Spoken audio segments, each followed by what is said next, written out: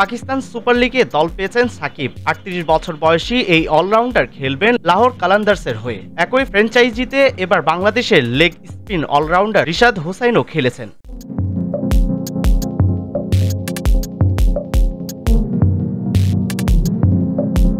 লাহোরের হয়ে খেলতে যাওয়ার বিষয়টি গতকাল সাকিব নিজেই নিশ্চিত করেছেন। পিএসএলে এটি হতে যাচ্ছে তার তৃতীয় দল। এর আগে করাচি কিংস ও পেশওয়ার জালমির হয়ে ১৪ ম্যাচ খেলেছেন, করেছেন ১৮১ রান, নিয়েছেন ৮ উইকেট। জানা গেছে সাকিবকে দলে ফেরাতে লাহোর কালান্দার্স কর্তৃপক্ষ তার সঙ্গে যোগাযোগ করেছে। তিনিও দলটির হয়ে খেলতে চান, কিন্তু বিসিবি এখনো তাকে অনাপত্তিপত্র না দেওয়ায় লাহোর আনুষ্ঠানিক ঘোষণা দেয়নি।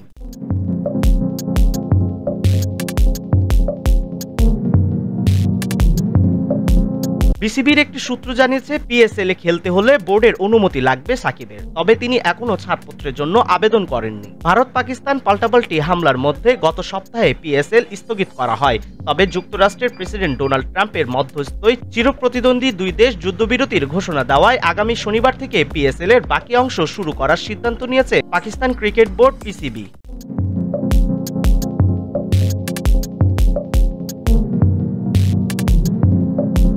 তবে বেশ কয়েকজন বিদেশি ক্রিকেটার নানা কারণে টুর্নামেন্টের শেষ ভাগে খেলতে পারবেন না। সেই শূন্যস্থানগুলোয় বিকল্প ক্রিকেটার দিয়ে ভরাট করছে পিএসএল এর ৬ ফ্র্যাঞ্চাইজি। সাকিবের দল পাওয়া সেটিরই অংশ।